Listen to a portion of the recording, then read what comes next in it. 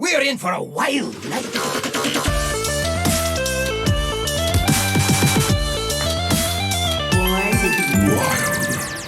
Welcome, everybody, to episode 142 of Born to be Wild, a Wild exclusive Hearthstone podcast where we have fun hanging out with friends, talking about the Wild format of Hearthstone, and spotlighting members of the Wild community. I'm your host, as always, Nate Wolf. It is great to be here on another beautiful Friday evening, joining you from Orange County, California. I'm all moved into our new place. As you can see, there's boxes behind me, and I thought I was going to be on the laptop tonight, but I got the computer set up at the last moment. It's all kind of goofed up and nothing is really working like it should be, but I'm here. I'm happy to be here. And not only am I joined by two of my favorite people, but we have a special guest for you guys tonight, who I will introduce in just a moment. But first, Hydralisk, how you doing tonight? Fantastic. I find that a lot of the times I say, wow, what a week. It was ridiculous. Work sucked and everything. I don't know how it happened, but I feel like we just did the show yesterday. Like, my week flew past. I couldn't believe yesterday we were chatting and we realized it was Thursday, which was strange. And so, yeah, it flew by, and I'm stoked to be here again. I'm so jealous. It was like, I saw that yesterday, and it was like, I can't tell if it was like, oh, it's finally Friday, or like it's only Friday. Like, it's just the time has been so weird this week. But anyways, well, I'm glad that your week went by quickly, and Friday night, of course, is the best night of the week. SchmoopieDaddy, welcome back. How are you doing tonight? Doing great. Brand new setup. I don't sound like I'm from an acceptable tin can anymore. No, you sound great. I'm Right? hopefully a little bit clearer, and hopefully you're not too disappointed by my voice. I have to use it a lot. Yeah, now you're gonna have to like sing something. I guess part of that conversation on Thursday was me clarifying that we thought it was in fact Thursday and not Friday, because it was unclear if like the way things were going, if everyone was on page that it was in fact Thursday and the show wasn't that night. I know for me, my grades were due on Wednesday, so my week kind of built up until Wednesday. And then it was like, all right, well, let's just write off Thursday and Friday. Like, we'll just keep doing whatever we're doing in class. But like, that was the big deadline for me. So like, it is frigid cold here where I am in the tri-state area of upstate New York. So glad it's better for you guys. And I'm really excited to talk to tonight's guest, because they share a passion for a deck I also enjoy. Yeah, I'm really excited. This is kind of a last minute addition, but I'm really excited here. So without further ado, let me introduce a very special guest, Italian PhD and electrical engineer, super nerd, 2 times dad, and Hearthstone Wild player. Welcome to the show, RobotKiller. How are you tonight? Hey, everyone. Yeah, doing great. I'm happy to be part of this show. I've been following you guys for a while, and I'm excited to be here. It's been a very cold week in Texas, where I'm here. It's super cold. It was snowy and crazy weather, but things are trending better since yesterday. So I'm happy about that, and I'm glad to be here and talk about a little bit about Wild Hearthstone tonight. Awesome. Yeah, we're excited to have you. Thank you so much for joining us. So typically when we have a guest on, we'll do like a brief interview, just so that whoever's watching or listening is familiar with who the guest is, if they aren't already. And so for the people who may not know you yet, can you tell us a little bit about yourself, just as much or as little as you're willing to share? You don't have to share anything personal, but like how long you've been playing Hearthstone, why do you enjoy the Wild format? Do you play any other games? Anything else you want to share? Yeah, I mean, very happy to share. So I started Hearthstone to play about, I think the Grand Tournament is where I started to play, so a while ago. But I actually and this is my second card collective game. I started playing Magic when I was a kid, and then I left it over because it was too expensive, and it was young, so no money to buy expensive cards. And I picked it up again when I was doing my PhD and moved in the US with Hearthstone during the Grand Tournament. And I started as an arena player. So what my account, actually, I was playing on all the 3 regions and just playing arena constantly for most of the time. I didn't care about standard. I think I didn't hit legend in either standard or wild until probably 3 years ago.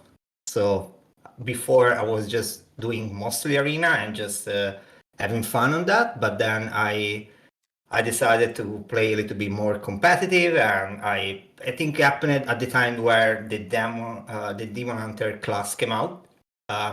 Everyone was kind of like saying, "Oh, it's broken.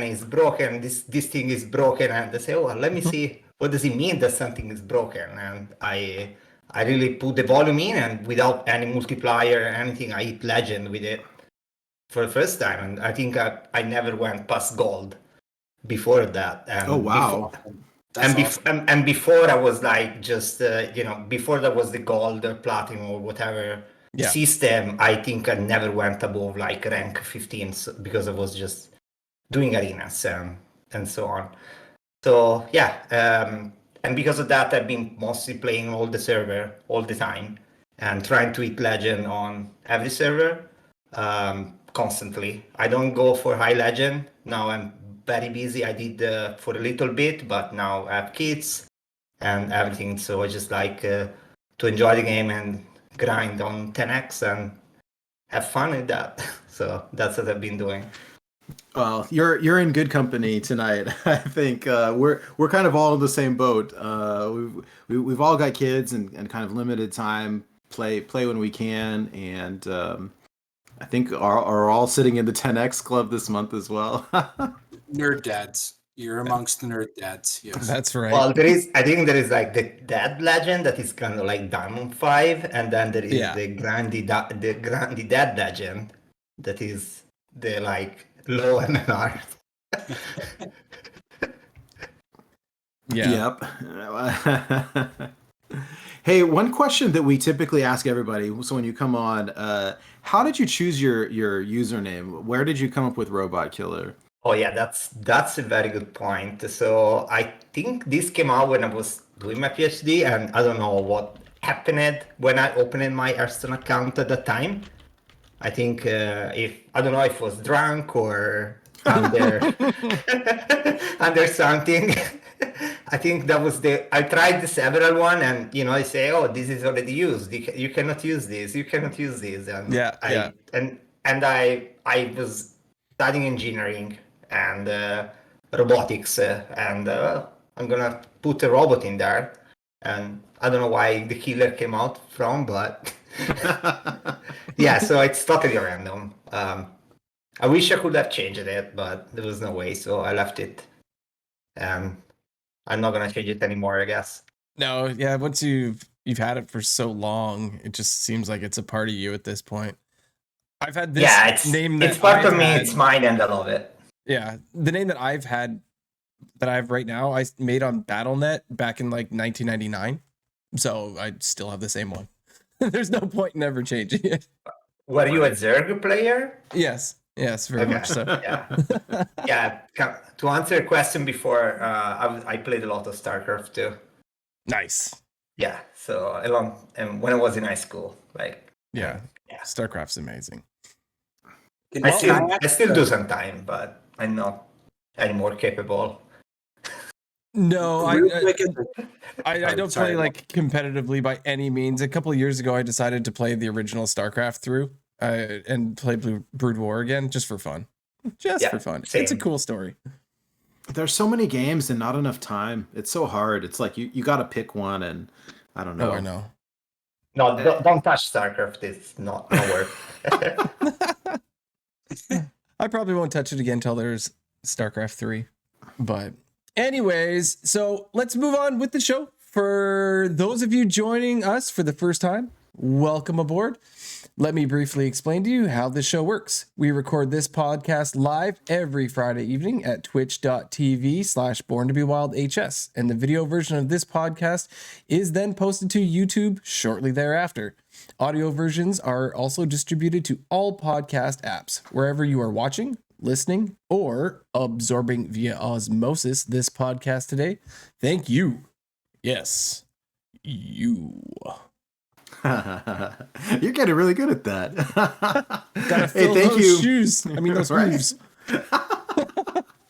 Oh, that's great. Yeah, before we get started into the main topic of tonight's show, I did want to say a quick but very important thank you to our, well, first of all, to Shokunin, the patron saint of Wild, and our executive producer here. Thank you so much for your support. It means the world to us, and we've got some new artwork on the way. Very excited to see it. Should be in this next week, over the next few days, I believe it should be finished, and that's it'll be really exciting. Also, big shout out to Armorn and our other patrons. Thank you very much for your support. If you enjoy the content that we make and you're interested in supporting us, there's a few ways that you can do that. Some are free. If you like, comment, subscribe to our stuff on YouTube, that helps people find us. Same thing with the podcast apps. If you leave reviews or comments or anything like that. If you're someone who uses Twitch a lot, we do have some emotes that you can unlock. Some are free, absolutely free, just by following. Some you can get by subscribing, which also happens to be free if you have Amazon Prime and you want to use it. Otherwise, you can pay. Totally up to you. If you're interested in supporting the show financially, we do have some merchandise that's available from our website, borntobewildhs.com, and a Patreon that you can join for as little as $1 a month. Any money that we get just goes straight back into the show. If you're interested in interacting with us personally, we do have a Discord channel. It's an online community full of friends that we've made from all across the whole world. Super fun to hang out. We share deck lists and chat, share some real life stuff, and it's turning into tradition. We do have a channel for funny usernames that we come across when we're playing games and take screenshots and share them. And lately we've kind of been looking at the past week and seeing what funny ones were there over the past week. So since we're doing it, over this past week, let me pull it up real quick here. We we have wow, yeah. See, some of these are You're not safe for work. Then, like, you post them, and you're like, well, I'll leave this here.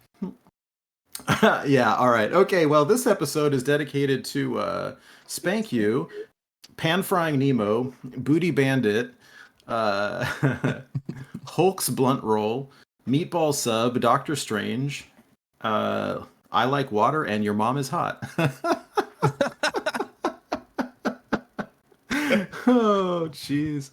It's fun. It's silly stuff. And anyways, I'm excited, though. We share deck lists and stuff in here. And if one of us comes across a list that either we're playing or we find online, we'll like paste it into here. And I've been collecting Death Knight lists, right? I'm trying to get Death Knight wins and trying to compare lists and see what I like. And so I've been posting a bunch of Death Knight lists lately in that channel. And so looking forward to playing a lot of Death Knight this month. I was able to reach my goal. I hit Legend with Mage last month, so the only class left I have to hit Legend with is Death Knight, and so that's my goal now. Good or bad, I'm gonna do my best to use that this month. So I guess we'll see. Which brings me to how everybody's week was, and I'll start real briefly. So I finished up last season around rank 600-ish Legend, and unfortunately it was not quite good enough to keep my 11x. I fell back to 10, rip. But like I spent all weekend moving. So Saturday morning, got the U-Haul, emptied out the storage unit. It took like all day. And then all day Sunday, the next day, I got another U-Haul and got all of the stuff out of my parents' house and moved it into our new place.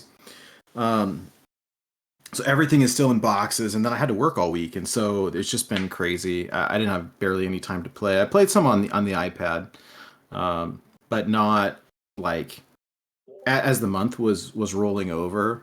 Was like I just did not have time to try to improve my rank at all, and I just decayed into it. So I'm in the 10x club, and oh my goodness, well, I'm used to starting off the month against all these like tryharders with the tier 1 decks, and the 10x climb is so different because all I'm facing off against is like a bunch of big priests and like random like Reno decks, Reno Priest and Reno Mage and Meal Druid. Mill Druid, yes. Oh my gosh, it's brutal. It's brutal.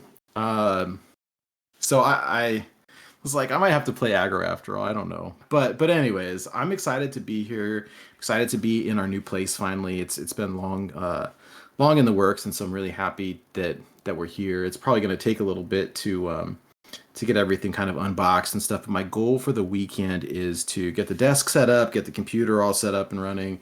I still have old episodes that need to be edited and posted because my computer's been in a like packed up for the past like week and a half.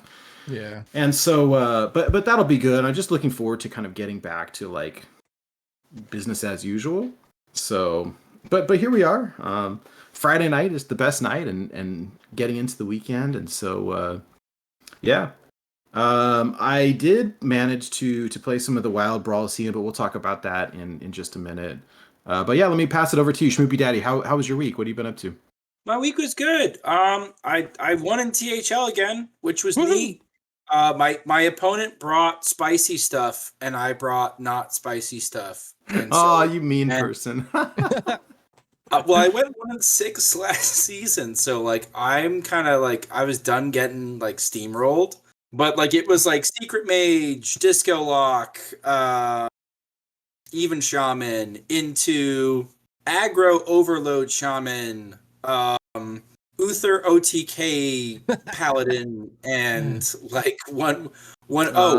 Uh, Caverns Below Rogue, but cute Caverns Below Rogue. It was like all 0 drops, and so wow. like I played all the decks on ladder, but at my particular MMR, they did not feel particularly playable. Yeah. But I could see where at like D5 or like a different kind of like MMR, they were playable with like a little bit of like tweaking and a little bit of love. Like I appreciated the spice. I wish I had brought spicier lists. Hit Legend day 1 on Wednesday, so I kept my streak going. I still have to check and see. How do you do that? That's a Like, weekday. I'm so don't confused. don't you have to work? I do, but I have preps, so like I can jam in games here or there. And again, like the power of mobile, right? Like one of the amazing things about Hearthstone is if you're not addicted to your deck tracker, you can play it everywhere, and you can play it, especially if you're doing aggro decks. This month was tough. My grind felt like a grind. There are some months that I have where I've played like 37 games and I have like 7 losses. Yeah. And I started this month at 2-6. And I started playing thinking I would play Discard Warlock and just like ride that up because it's broken. Mhm. And I played the Mirror and lost. I was playing Favorables and losing. And so eventually I went back to my tried and true even Shaman and just drooled my way to kind of D1. And then I had always planned to hit D5 and then swap over to a deck that is a little bit more control based that farms aggro. And I haven't hit Legend with Death Knight yet at the time. And so I was like, well, I'm just going to use my Blood Death Knight list that I have set up to do this sort of thing. And sort of inspired by RobotKiller, who eventually we're going to, not to spoil too much, but we're going to interview. At D1, I was finally convinced that I was seeing like bots that were just rolling their faces on the keyboard and playing like Pirate Rogue and even Shaman and some Shadow Priest mixed in, and played Death Knight, played some unfavorables, played some really suspect, turned out to be favorables like Discard Warlock or like Combo Discard or like some like kind of spooky matchups. Went 6-2 and punched it in with Blood Death Knight, and so that's going to be a fun discussion point tonight. But that's basically been my week. I'm sitting on 620 exactly Death Knight wins. I'm hoping this month that we make it 800 or more, and just go from there. That's basically been my week. Very, very cool. Very All nice. right. Hydra, what about you? Yeah, how was your week? Oh, pretty good. 10x club here as well, but it's not like I lost anything because I'm not in 11x. I never have been. Don't know if I ever will. Maybe one day, but always happy to see the 10x. It's a decent enough ride. I mean, it sucks once you get to Diamond 5 and no more stars anymore, but whatever. That's how it is. And so then last week we were talking about the Walloper deck, right? And so at the start of the season, this season, I decided just to give it a whirl. I know there's been different revisions and stuff coming in and out. I played a dozen games with it. And it's funny, actually, I played a couple games in casual first just to see, like, feel it out. And I think I lost both of them. And I was like, oh, crap. Like, you know what? I may as well just play on ladder because I'm not getting anything towards my dailies. Like if I need to win or whatever, right? You know, get the 5 wins. So switched over to ladder, and then I actually did pretty good. I went 8-4. So this is solid. You said like Walloper, but this is Outcast Demon Hunter, yeah? Like yeah, it's the Outcast deck, yeah. I mean, I heard it's good. I played a couple of games of it in casual, and it looks really fun, but it takes a minute to like learn how to play it. It does. I'm not fully sure about the mulligan. If you end up with Walloper like in your opening hand, it just lives on the left, and that you can't discard, right? Like it's just or outcast, I mean, and it just sits there and it takes up that spot, which can be kind of annoying. Like it's kind of neat to have that card because it'll go off, right? You could play it early, but it just sits on the left hand side and it kind of just messes with it. So I've been pitching it back instead, and that seems to work. But but then sometimes it comes back anyway because you got 2 in the deck, right? And that's a bit of a bummer. But I've enjoyed it. I'm not fully sure. Like I haven't watched anybody else play it, so I just been going off, on my own. It's the Naga list. So I heard Corb is playing a lot of it. So if you check out Corbet's VODs or whatever, and Copper Scum too. Copper Scum is like top 30 EU playing it. Whew. And he's like between him and Corbett, you see a lot of people kind of refine. But those 2 people are mostly the ones refining it because it's kind of like the hipster deck. That's like good, but like maybe a step slow. It can beat Disco. It can beat Pillager. So like if it can beat Disco with it, I'm pretty sure. Yeah, like if you can live in that space, like it's all right. But like you were saying, like what's interesting is like they're kind of trying to combine the 2 archetypes that have come out, which was like the whole like empty hand refill DH as well as the Outcast DH, which has gotten support. So there's it's really a lot of draw. Well, it's a lot of draw, and it's a lot of like hand space management, and so like it's really interesting and like rewarding to play well, but it can also feel frustrating because you can get some things that are just unmanageable. Oh, yeah. So it's definitely never going to be top tier, but like there's a chance that it's going to be very playable and like a low tier 1 deck, but like it's never going to be S tier because there's always going to be that kind of factor holding it back, I find. I love duplicating the Wallopers when you already have them down to 0 and you can have 4 in your hand. Awesome. It's just it's awesome. And the new dual tribe tag on the Murloc. Murloc, yeah. Murlocula, is that what it's called? No, not that one. Is it Metamorphin? Yeah. Metamorphin, yeah. Making it a demon now is like game changing because philosophy is also a fel spell. So what is it? You copy it, and now it's no longer a 3/4. Now it's a 4/5, a 1 mana 4/5 you drop down. Yeah. It's gross. You can really vomit stats with this deck and empty your hand and then refill it and then empty it again. Yeah, if you can do that, like you don't always want to just have to save it for the Walloper. If you can drop it on Metamorphin, it's great. I found myself falling into the trap of wanting to save duplicating and +1/+1 for the Walloper, but no, you just play it when you can. That's where like the Wretched Exile too was like one of the cards that we were looking at that looked like straight trash when the set came out, and is like actually pretty decent because most of the hits you get are playable, and most of the hits you get are like helpful. So it's just like, well, I'm using one of my philosophies now. Maybe I'll get another philosophy later, and so like sometimes you just cycle cards. Yeah. I know Corb is looking at cutting that card just because it's not consistent. I've also seen people like Meowth get won over by it where they're just like, well, this and this adds extra value, and like this helps get wallpers down to 0 early. So it's tricky. It's not Apex's Smuggler for Secret Mage, if you guys remember that card. Apex's Smuggler? Or like Apex Smuggler, where it's like every time you play a secret, discover a spell. Oh. It was a very similar concept. You but would like, play that card. No, I didn't, because I knew it was bad. I knew it was bad. But okay, Mr. Totem Golem. this works better. I'm sorry, I couldn't help myself. This works better because this is discounting like your main win condition, which is the 0 mana 5/5s that you make 0 mana 6/6s that you end up, putting down stupid early, turn 4, turn 5, turn 6. So Yeah. cool Totally deck. agree. Check it out. Try it out, especially if you need DH wins. By Yeah. the way, I wasn't referring to the real Totem Golem. I meant the one that gets the +1/+1, if you know what I mean. And turns into Totem Golem stats. Oh yeah. Okay. Yeah, cool. No, I like it. You know what? I haven't played a Demon Hunter deck that I've liked in a long time. Like when Odd Demon Hunter was out, like I was all over it, but I haven't touched it since they gutted that. And this is something that I can play again for DH. So I appreciate it, really. Yeah.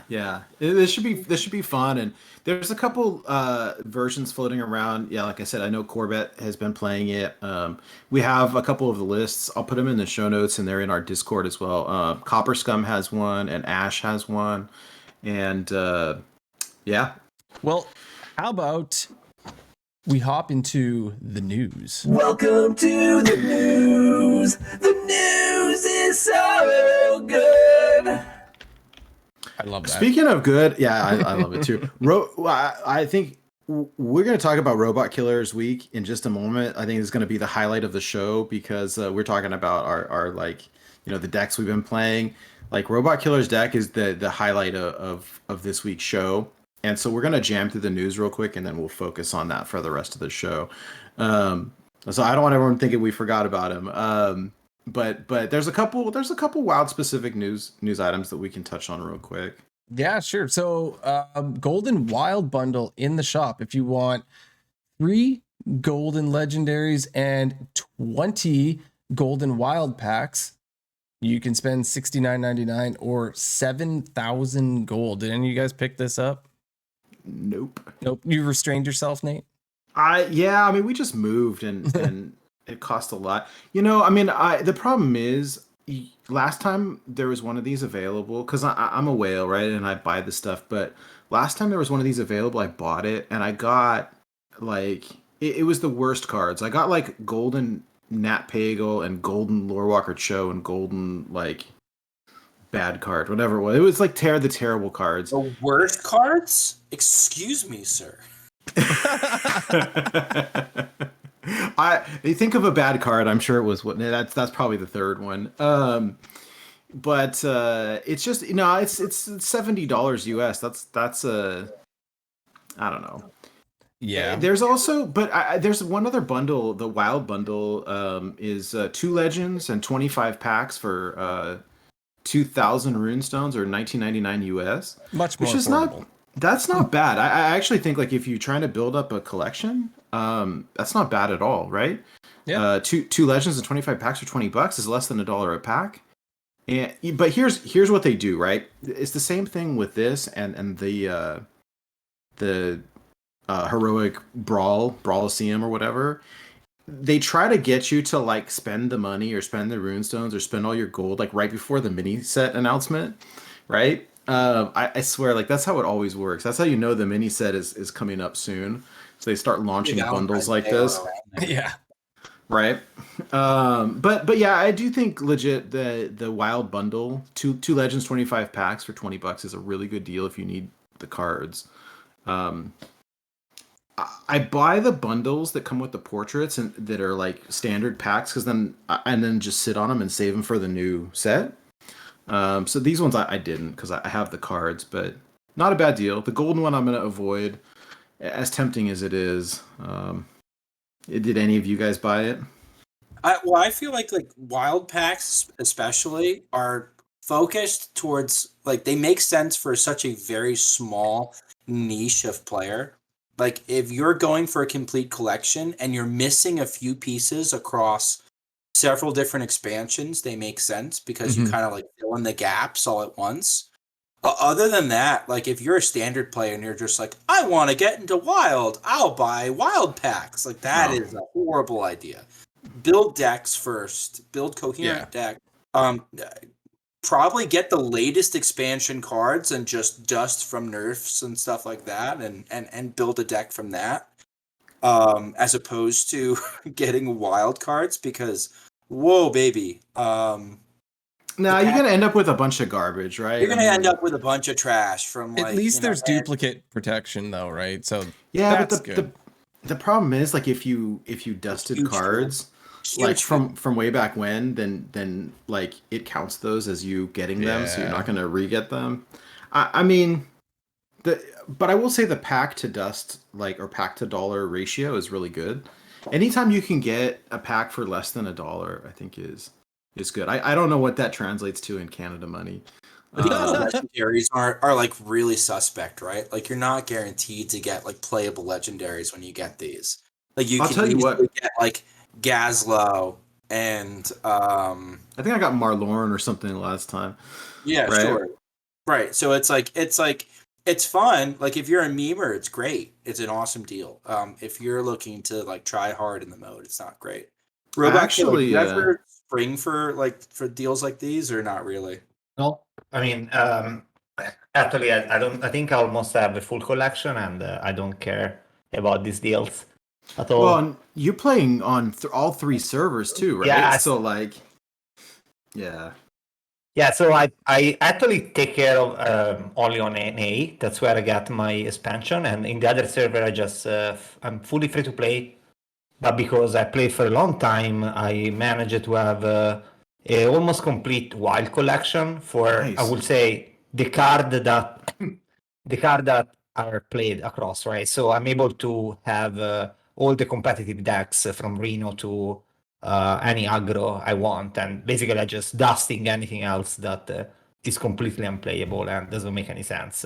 From Yeah. common to rare, even epic, I just dust everything else. Like, and I'm able to maintain competitive across that, and also by playing a little bit of arena around and there and hitting a good average over there, let me maintain a good gold and make some gold progress across.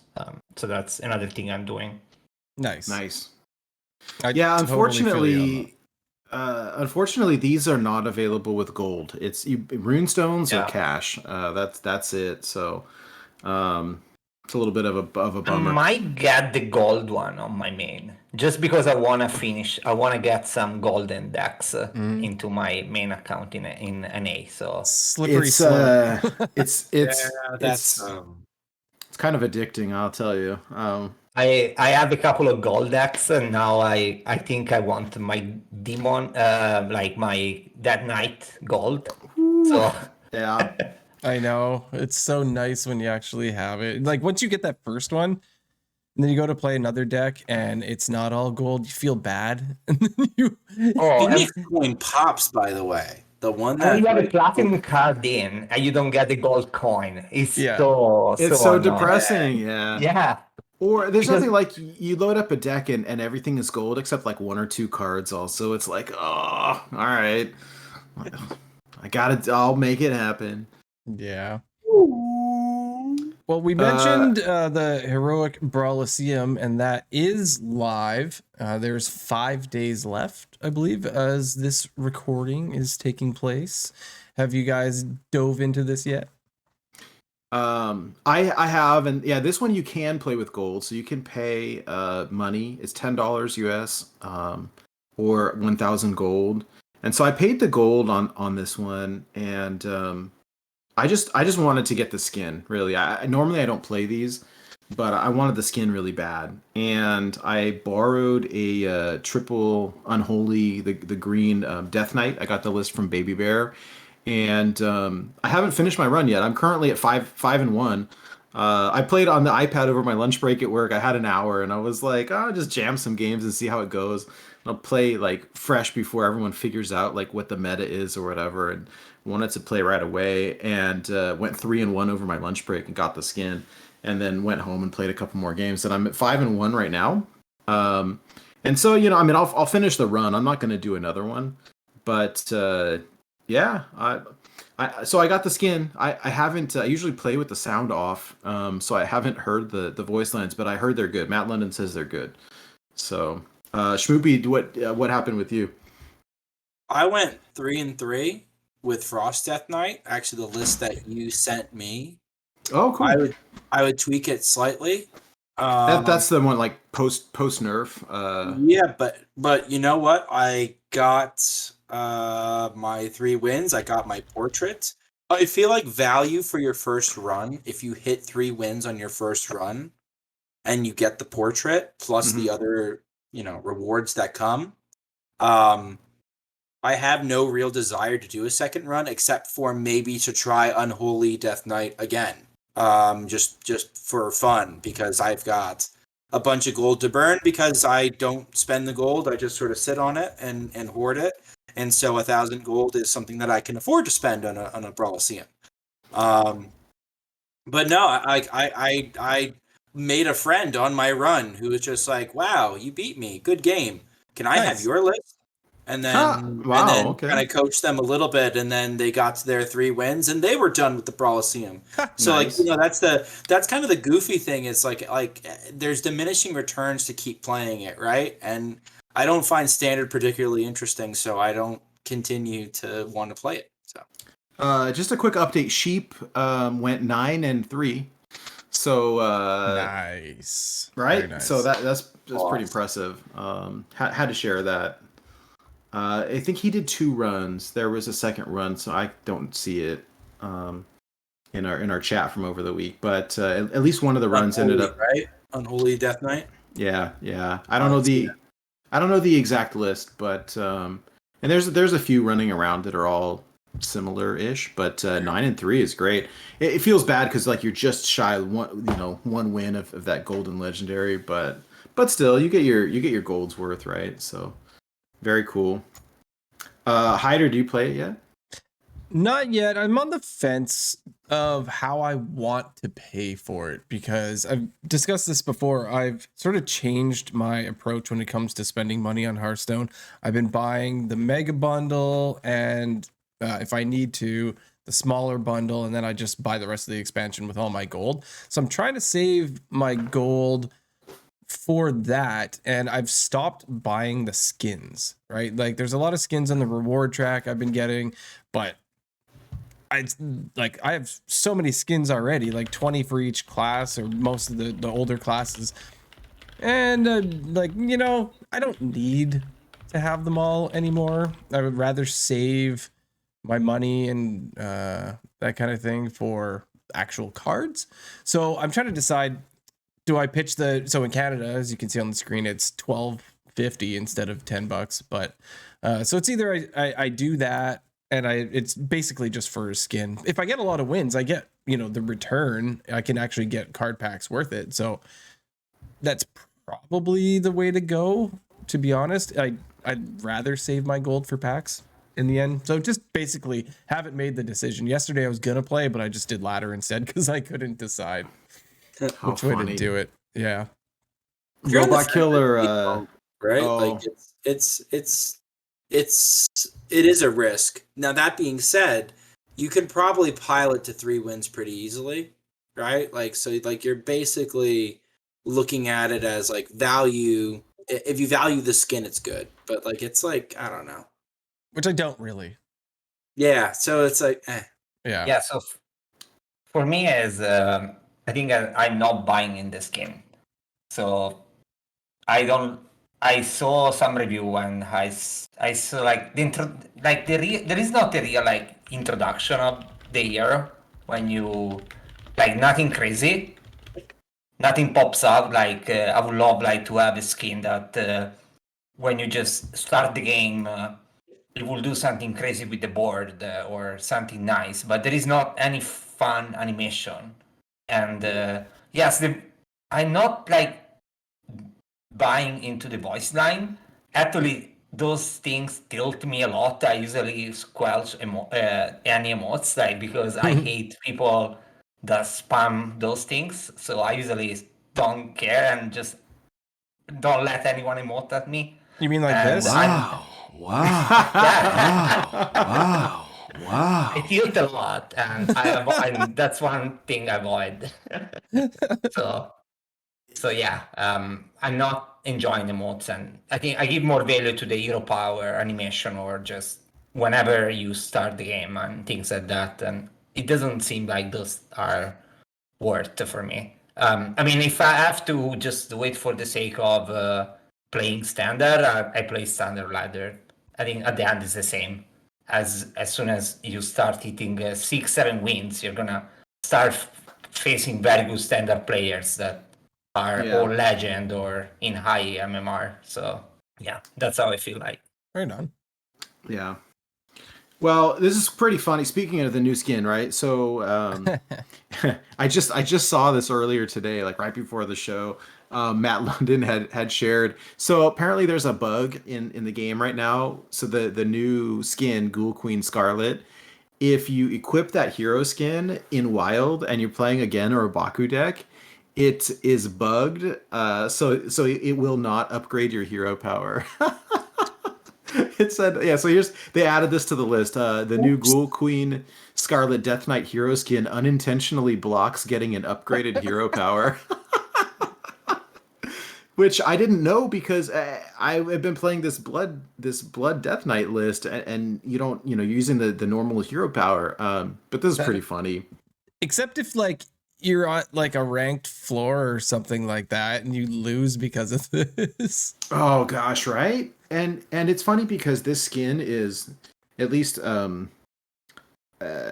cosmetically or the art of it looks like unholy, right? And so that's like what you would want to play if you're going for that aesthetic. And then it doesn't work. It's pretty funny. Well, didn't they just have this error with the Death Knight? The Demon Hunter skin. Did it happen? Oh, did they? Too? I don't know.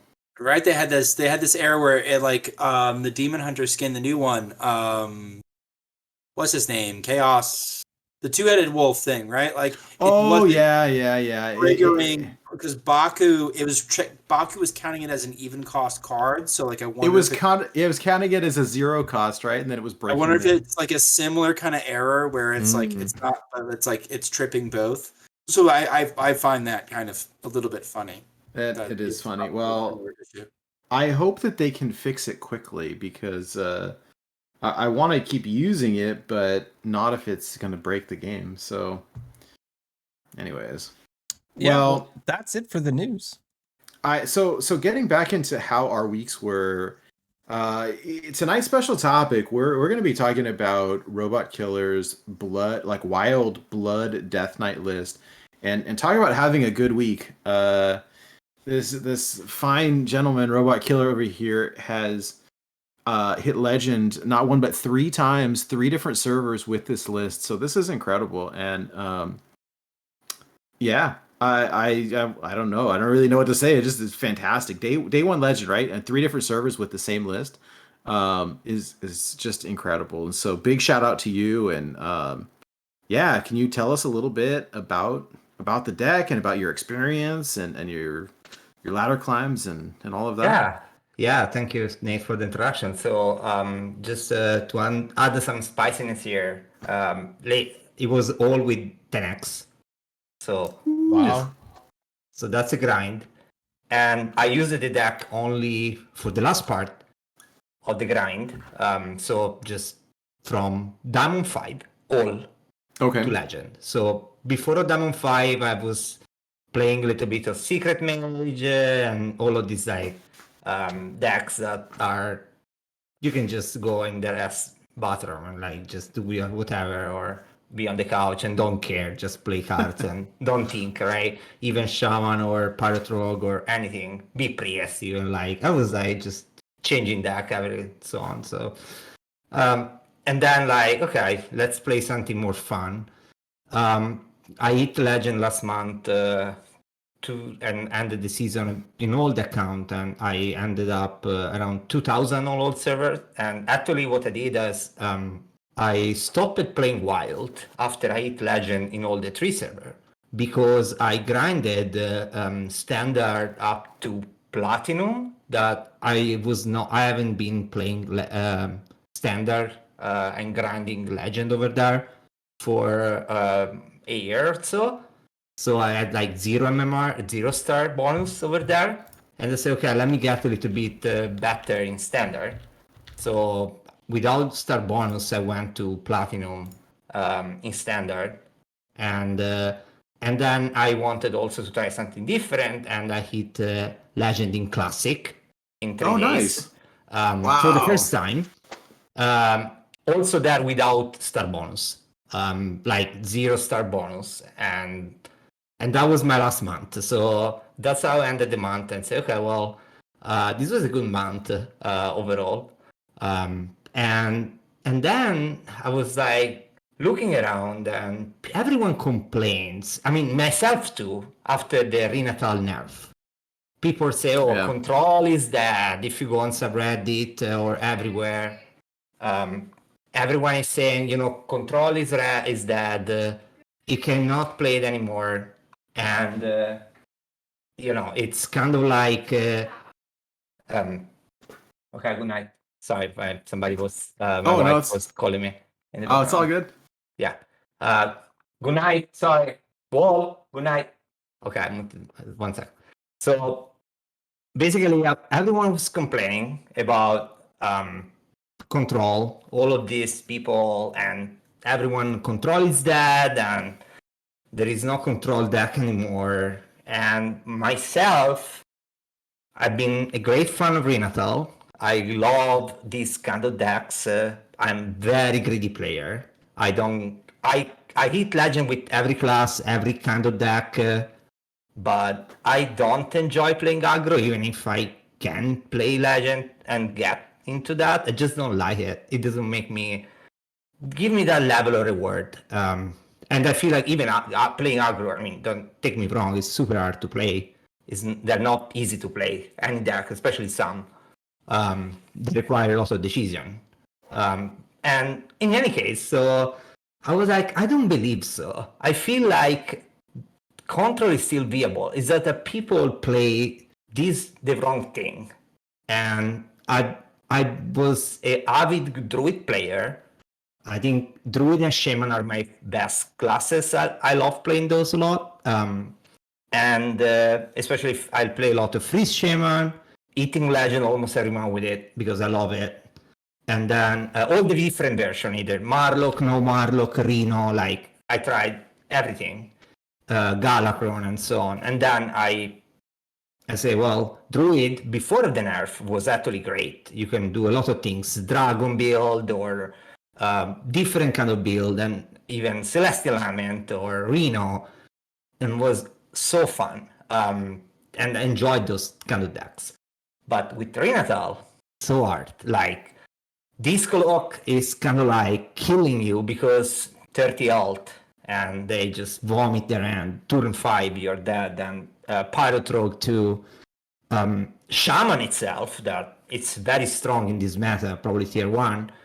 It's having a time with Rogue. If you don't hit your board clear Marlock, they just vomit their weapon 6 times in your face and you die. Yeah. Like, these are so many damages. So really, even these decks that are slower after Renatal that are still good, they don't hold as control deck. And that's how I feel like. You say, well, but there is this new class. So I think, and I saw also a lot of people trying something and say, but I think this new class, it's actually viable. But not in the Reno format, because you need actually a lot of duplicates here. And I also looked it up a little bit online, checked some lists that were posted, and I said, let me also think about it with the meta. And everyone was playing this, like, even Death Knight or this kind of like aggro style. But at the end, you are in a meta where 65% at least of your opponents are either Pirate Rogue, even Shaman, Secret Mage. There's a lot of Aggro Priest, and even Demon Hunter. Yeah, you're talking like day 1, day 2 meta, right? Like we're like the fast climbers are all playing these decks. Yeah, a lot of people play that, right? So I was like, I feel like this deck targets what is the aggro player, and it can deal with aggro. So that's how I come out with the list. I actually feel like there are a couple of cards that can be switched if you want to be more strong versus aggro. I had over there some like Erat and Mutanus that to me can be taken out. Maybe in favor of some Mistress or some more anti-aggro tool. But overall, I came out with the list and I went to Lin and I started my climb in Asia right away and I hit Legend. I didn't track my stats, but I think I was about 75% win rate from Nice, down. okay. Very nice. And I hit number 15 in Nice. so like, and I started the grind right away at the reset. In the morning, I was like, I had a little bit of free time with work because I worked from home that week and this week with the bad weather. So taking meetings and popping a little bit of games up and down. And at 10 p.m. I was like down on 5 and say, okay, let me push. And it was where things start to realize, okay, I'm gonna hit Legend by even before of NA being reset. And then the day after, I woke up and I did the same story in EU. I did the same. And then on February 2nd, like yesterday, I just did the same exact thing in NA. Like, it worked as great. It was just that I felt like in NA, I faced more greediness. Coming back to SchmoopieDaddy point, there was a lot of I faced a lot of big prayers, and I just want to be honest. This is not a meta breaker. This deck is strong against a specific part of decks, because if you try to beat some Rhino decks, some big priest, Mill Druid, and any deck that has a little bit of mid-range and sticks the board every turn and is not like super, it's more greedy, has more value. You cannot beat that. Like, it's real tough. It's real tough. I think I beated only one big priest out of 4 games I faced against big priest, and all the rest was just miserable because, of course, they keep resuscitating, putting me in. The only game I won, it was because I played Patchwork. I hit their Neptune, and then they start having just taunt over taunts over taunts, and I managed with Blood Boil and a little bit of Corp Explosion to keep it up. That's like you're out in a lot of your bad matchups, right? It's just like, all right, Patchwork, go scam, go. And especially against Big Priest, because they're only running like 2 to 3 minions. Like, patchworking something in their deck for people at home means that like Blood of Gahoon can't pull it and make a 5/5 every turn. Yeah. So all of a sudden, like, okay, you can res a Blood of Gahoon, but it's only an 8/8. It's not an 8/8 attached to a 5/5 that's going to keep scaling. So for a deck that has a lot of single target removal, that's fine. You know, and board clears, that's fine. And especially if you can keep killing the Neptulon and leaving the hands, that's fine. Because I can gain a lot of health. Same with, I know, like, you brought up Quest Mage, I think, in some of our discussions, as far as just, like, seemingly unwinnable. But, like, if you patchwork both their birds, like, they leave. Because, like, there's nothing for them to do. Like, they take their extra turn. Yeah. And, you know, like, they can run the 9-cost legendary, but, like, that's really hard to do, right? So, like, I don't know. I'm like you. I've played nothing but this deck since hitting Legend, just because I'm queuing into those aggro decks, and it's a lot of fun. What's your favorite what do you think is your favorite play, as far as the deck goes, or like sequence, or just like what is one of those things that just keeps you coming back to playing the deck? Depends. I think that there are depends on which opponent you are playing against. So if you are against the aggro player, and specifically like even Shaman, because that was actually it's what I love it, because all these totems have 2 health, or when they buff them, they get to 4 health. And one of the things that I love, and this is even the big guys are 8 health, the big totem. So one of the things I loved was this Shaman was killing me, and a full board of totems with an 8/8. And I played my first Blood Boil, and he had his totems were the big guy were a 6. He had some totem healing totem at 6 health. Right. So he had 2 healing totems at 6 health, and the full board of totems at 4 to 8 health. So I played my first Blood Boil. I healed for 14, but his board was still there. But it's crazy because I gained 14 health again without dying. And this guy attacked me again, and I played another Blood Boil on top of the first one. So I healed 28. It's beautiful. And this guy just conceded because of her. With that, I mean, it was, I followed with a corpse explosion, and I mean the turn after, and it was done.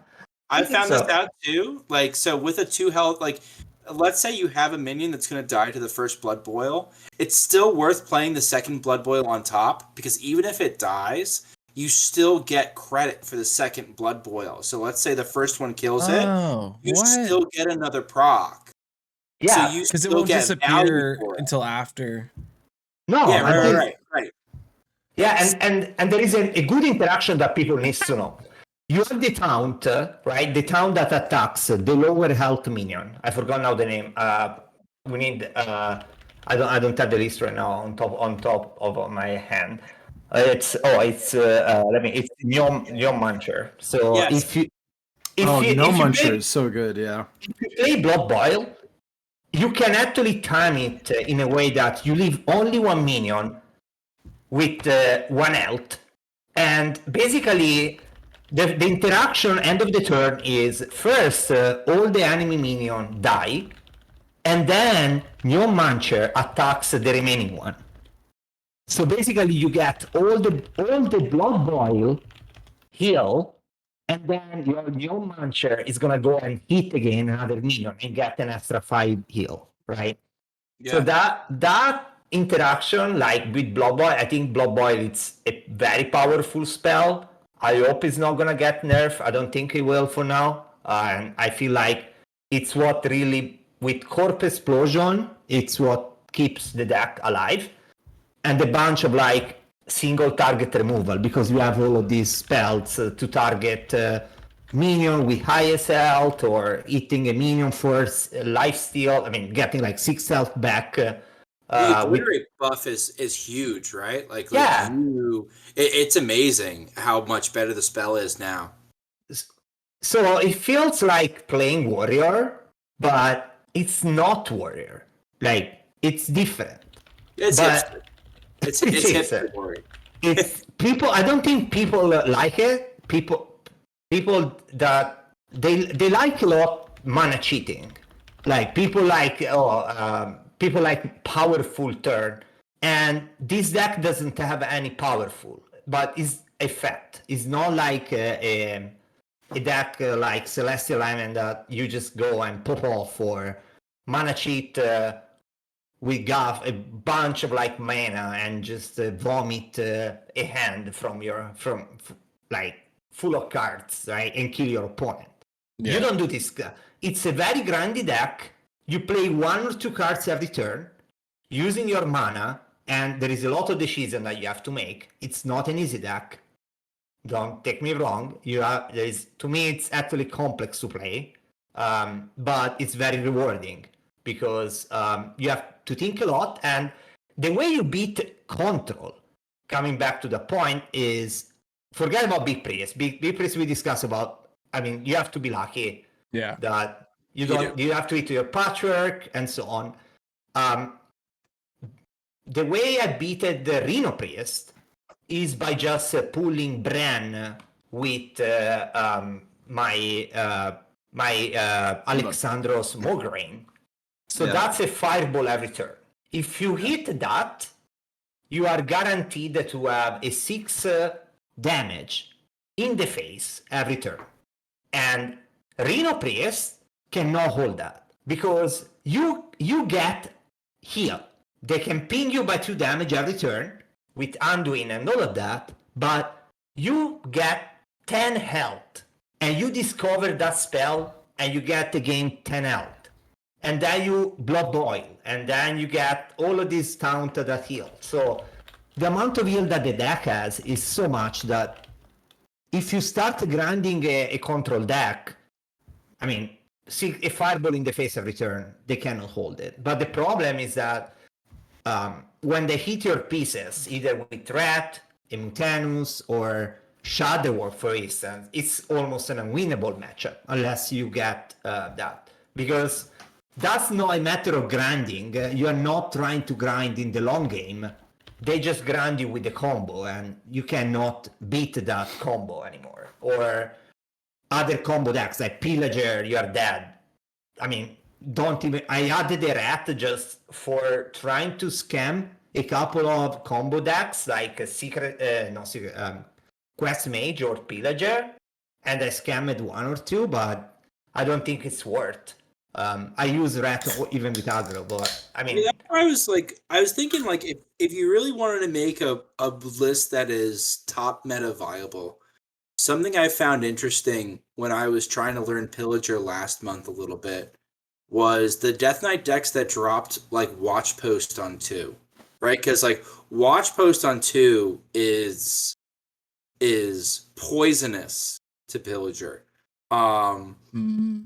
So like Watch Post just slowing down a deck in general, like it's at least eating 2 damage. It's getting you a corpse. I thought that was interesting. Lothab Okani, like those 2 power cards. Just Okani into Pillager usually eats a minion, slows things down. Maybe slows things down enough that you get patchwork and you can nuke another important piece. yeah, Lothab buys you a turn. Maybe you tempo them down. Like it's all copium, right? Like these are not ever going to be matchups that you're expecting to win. But like if you don't want to hate on aggro as hard, there may be slight changes you make, right? Exactly. This comes to the point exactly like how can I don't know if this is actually a high legend deck that you can grind on the top, because when you start eating Quest Mages and Pillager and these kind of decks, you cannot deal with that, or Freeze Shaman, right? Freeze Shaman, Shadowwork, and all of those kind of stuff. You cannot deal with this. It's just too much. I agree with your point, but you are trying to trading off your best matchup, that is aggro, for a small percentage of potentially beating a combo deck. 100%. So my feeling as a player is I would rather insta concede to all the combo and all the matchup that are unwinnable, and try to win all the aggro matchups, or at least have 80% win rate against aggro.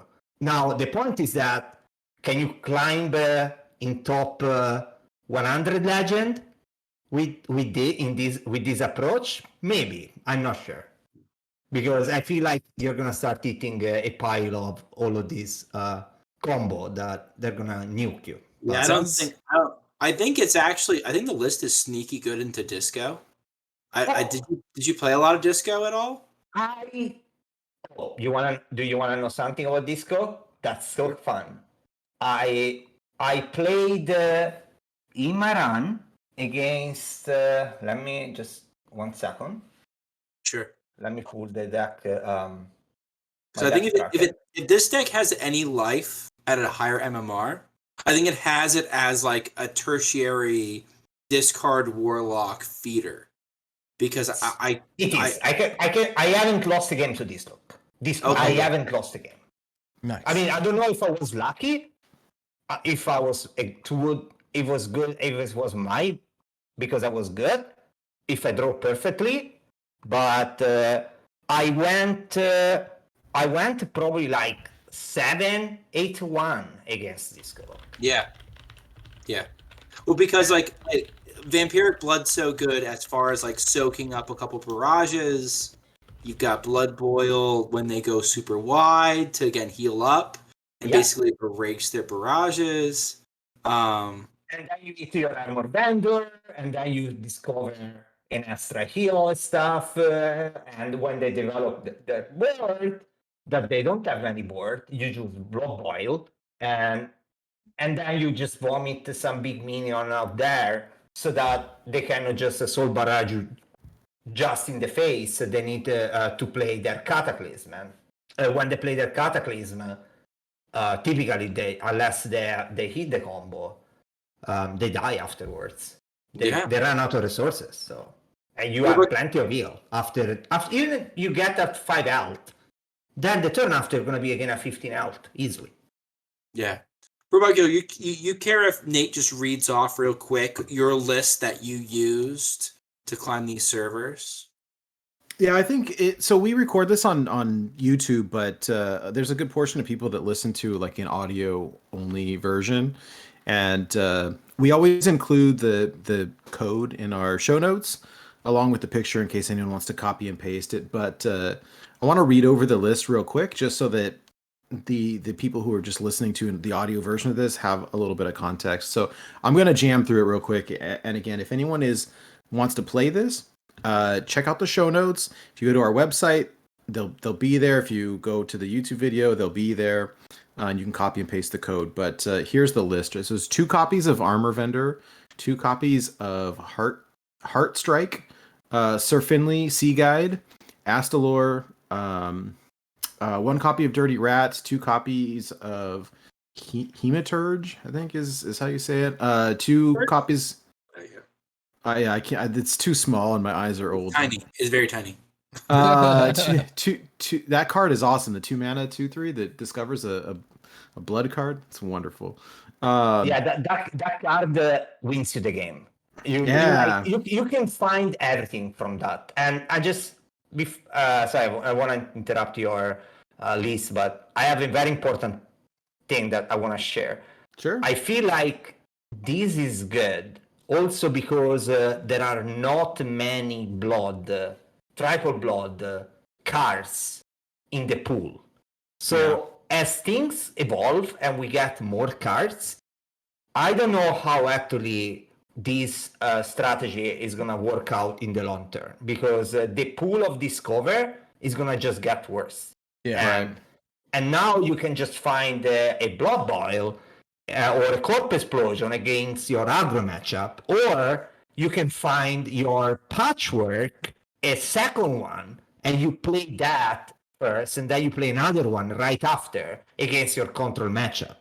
Or you need a spell, you can find a spell and heal, or clean the board. And print more grains or something like that, right? Like you can this find... Get worse. This is going to get worse with the mini set, with the next expansion coming. This is not going to be as good as Get it in while you can. Right. If it's worth anymore, because maybe the meta is already changing. I saw already a lot of like Grandi control decks in the Diamond 5 to Legend grind today. I have an alt account that I use it just for fun and try weird things, and I'm already Diamond 5 also on that, so I was playing. Sorry, Nate, you left. Oh, it's all right. Yeah, okay. Hematurge. Go ahead. Okay, yeah. So 2 Hematurges, 2 copies of Obliterate, 2 copies of Vampiric Blood, 2 copies of Asphyxiate, Brand Bronzebeard, 2 copies of Chill Fallen Baron, 2 copies of Nerubian Vizier, Prince Renethal, 2 copies of Soulbreaker, 1 copy of Venomous Scorpid, 2 copies of Death Strike, 2 copies of School Teacher, 2 copies of Blood Boil, 2 copies of Corpse Explosion, 1 spammy Arcanist, 2 copies of Gnome Muncher, 1 Alexandros Mograine, Mutinous the Devourer, Patchwork, and then on the top end 2 copies of Soul. Was it Soul Taker? Is that what it says? Stealer. Yep, Soul Stealer. Not to be mistaken with Stealer of Souls. Yeah. Soul Stealer. It's just like when your buddy and you have the same nickname in the same friend group. That's funny. Soul Stealer is great. Is the 8-mana 8/8 that eats the entire board and gives you a bunch of corpses. Yeah, it's fantastic. I love that card. This might sound insane. I keep that card in the mulligan against specifically even Death Knight because I am scared to death of Marrowgar when they drop it and all those corpses. It is the one clear I can count on that will always work. And the way it times out is like even if they coin Marrowgar, the next turn I can play Soul Stealer. I keep it in the mulligan, but like I don't know if that's correct. That might be overly paranoid because they can very easily burst you down sooner than that. But like to your point, it's so good. It's like it's a 1-mana twisting. It's an 8-mana twisting nether that prints a 5/5. Do you keep that in your mulligan? Which one? You keep the 8 mana in your mulligan? Yeah, I do. I don't. I'm trusting. I'm leaning on the. I know it's insane. I'm leaning on the rest of the deck being built to like draw me my answers. That specifically for that matchup, I will keep Soul Stealer. You're so brave. I don't. I lost so many games on turn 5 or 6 because I was drawing poorly into my spell and removal. I mean, of course. I just need to be honest. Even Shaman, even if it's a good matchup for the deck, he can still beat you, but very very hard. Oh, but this is not even Shaman. This is even Death Knight, and especially if you're not gifting them corpses and killing their stuff right away, they kind of have a slow build up, right? Like I don't know about you. For me, like I feel like a critical turn for Blood Death Knight is turn 5. Like getting to turn 5. If you can get to turn 5 and play your Blood Boil, or if you can kind of generate corpses and get to turn 5 and play Corpse Explosion, which is a little bit more that's a little bit more copium, right? Because like Corpse Explosion isn't always ready turn 5 to deal with the board that you're looking at, but Blood Boil usually is, which is why it's funny. I looked at your Mulligan guide and it made me a better Blood Death Knight player because I'm just like, you know what? I've been keeping Corpse Explosion, and it's not correct. No, it's not correct. Exactly, it's wrong. I should be looking for Blood Boil, and it's an upkeep, because you're not gonna get anytime 4 or 5 corpus by turn 5. Yeah. Now, I think you're right. I think in keeping, it's questionable to keep the 8 mana. I think it's fair to do. What I think it's a card that you have to keep into when you play against even decay is Lord Marrowgar. That comes on turn 8, right? And you need to have a response to that turn. So when your even decay eats turn 8, you need to have either a Corpse Explosion loaded at least up to ready to 10. Or you need to have a your 8 mana Twisting Needle, I forgot the name, guy ready in your hand. But there is a problem. Many times they discover the powerful spell, now I forgot the name, that fills up the board with undead. Oh, the legendary, yeah. Yes. Yeah. So that is another critical card that you have to watch about, because many times they do that, and you need to have a response also for that. And then you need to watch their corpus because Grave Strength, it's always around the corner, and they can just burst you 25-30 damage in a turn because you don't clean the board and they just kill you. So Right? it's not an easy matchup. It's funny because I almost leave up the battlefield, but the new buffed Battlefield Battlemaster that makes 1/3s, because it's stealing corpses away from a grave strength burst, right? Like it's almost like it's bleeding away the value that I care about. And if you kill the taunts, it doesn't really matter because they're not going back to the corpse count. So like that's again as like one of those like kind of like wily control player kind of things you can do. If they keep playing minions that are stealing away corpses from the corpse count, the very powerful was it the Geist that becomes the 2-mana 3/4 spider tank or whatever. That's the guy I was talking about. That's a great card. But it's one less corpse towards a grave strength, right? So like you're almost happy to see those and then kind of take care of those at your leisure because you can heal up so effectively.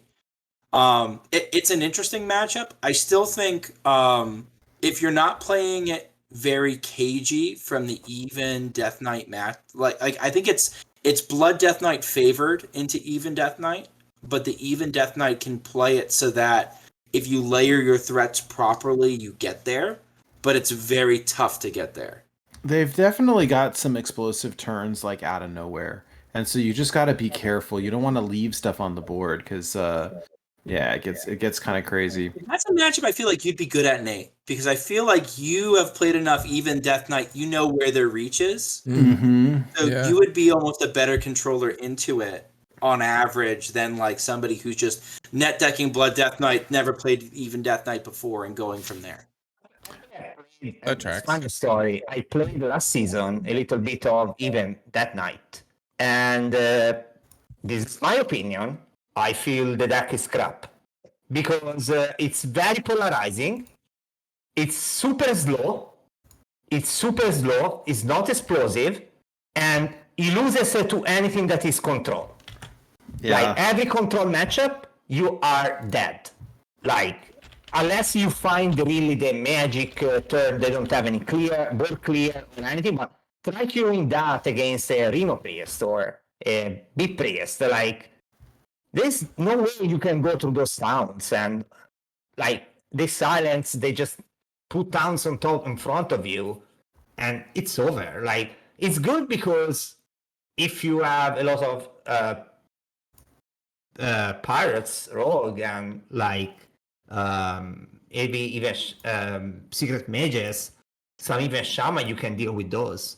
Yeah. But I mean, I felt bad because I was getting against Mildruid or against these big prayers, against all of those guys, and I was not having fun. I was just finding a wall of towns in front of me or removals after removals, and I feel like it's a totally over evaluated that. I mean, people are giving too much to it that is not as strong. When I started playing it, I think it was bad timing because the idea obviously was to counter all like the pirate rogue, but everybody else started playing it too. So I just played mirror after mirror after mirror. It was crazy.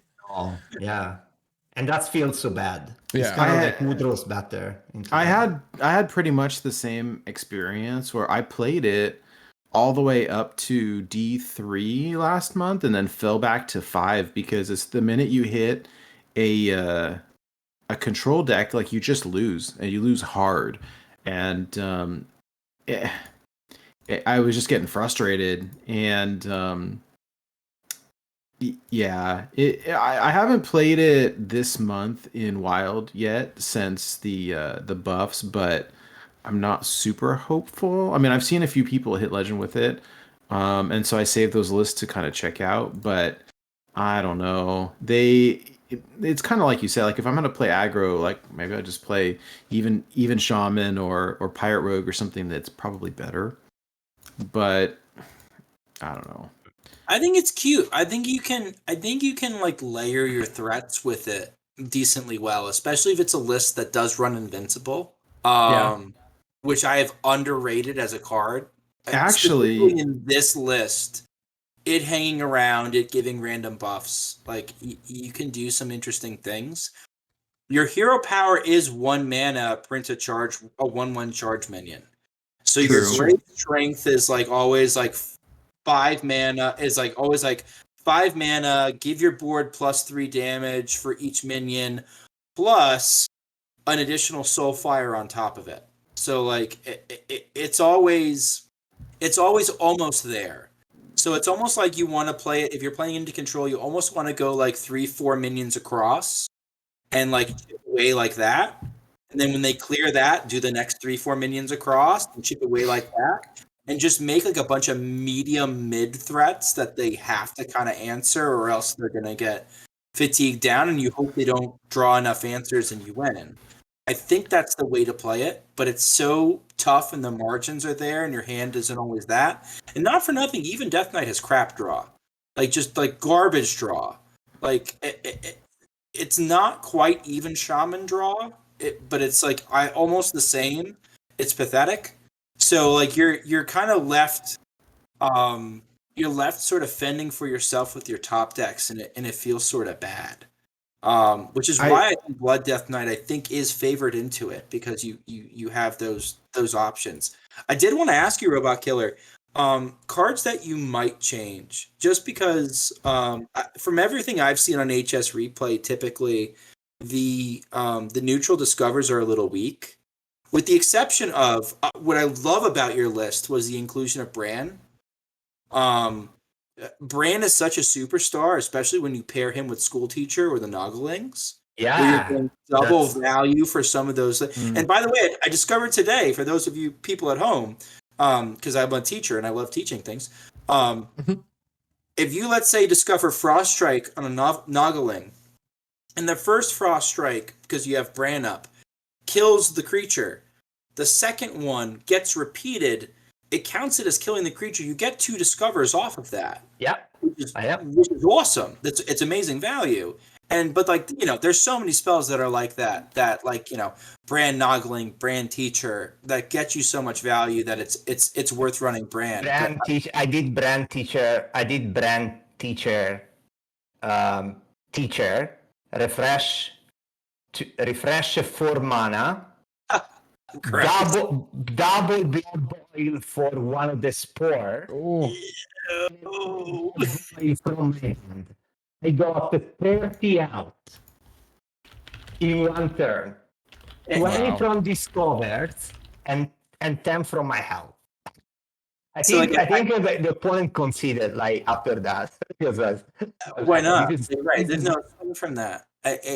So like I find like the neutral discovers, like the one copy of Scorpid, the 1 copy of let's say Dirty Rat, like you throw it in there as just kind of like a thing, like, all right, here's my out against this particular class. Let's say we take these away. What options were you looking at as maybe like filling in? Yeah, so I actually have, I mean, as I mentioned, I think I have a couple of like accounts that I play with just for fun. So there are a few things I've been experimenting. So let's start with competitive, okay? Because we want to be competitive. And then let's talk about fun stuff and things I tried. So to be more efficient against aggro, you take Dirty Rat out, you take Mutanus out, and you take the Scorpid out. Mm-hmm.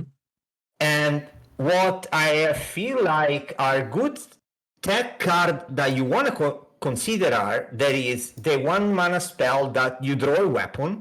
If you have a corpse, reduces the cost of the weapon.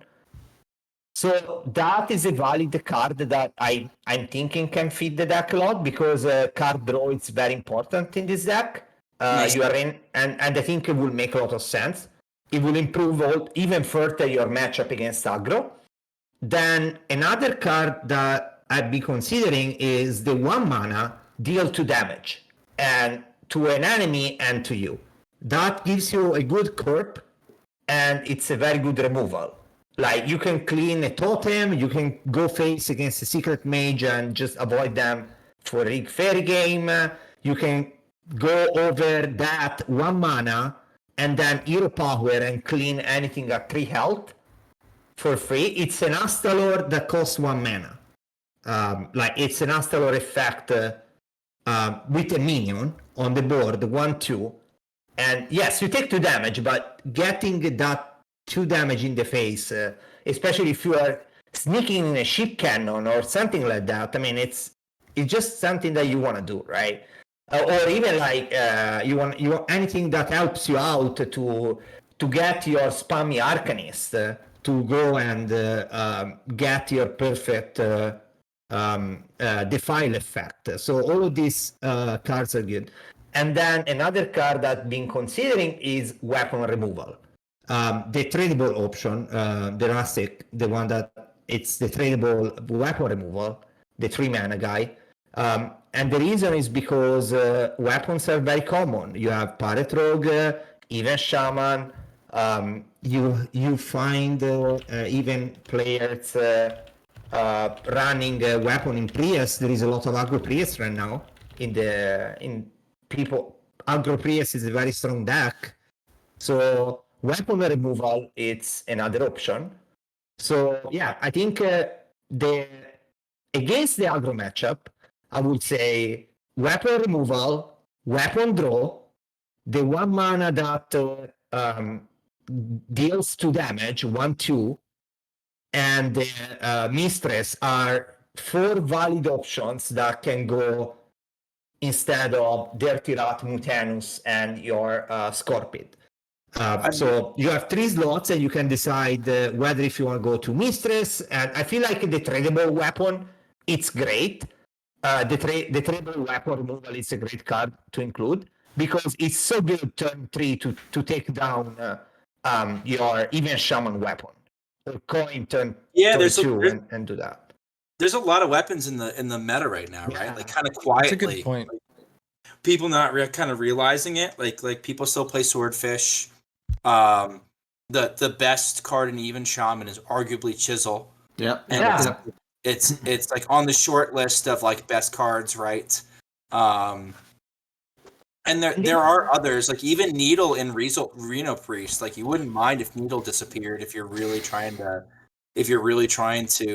grind that matchup. Or even the Druid matchup. I mean, like they put their 4 mana weapon. You just want to break it down so they don't go pop off and do a crazy turn. Like not Mechatoon, or I found like this Katoon. I beat the Katoon Druid, and the way I beat it was I just temp. I mean that I think at that time I was experimenting the weapon removal. And I found it very helpful because I found that the weapon, breaking the weapon, it's helpful because they don't do the pop off with the gloop and cleaning the board, gaining mana and being able to play Katoon in the same turn, so they can make more than 30 damage to your face, because one of the problem of that deck is how to make more than 30 damage to you, right? So it was setting that up, and having the weapon removal helps. Also, sneaking a sphere is good. You want to kill a sphere, so your opponent draws poorly and doesn't have that ability to sneak the right cards, and you get that advantage. So not bad. Weapon removal, a couple of those minions. I don't think the minion.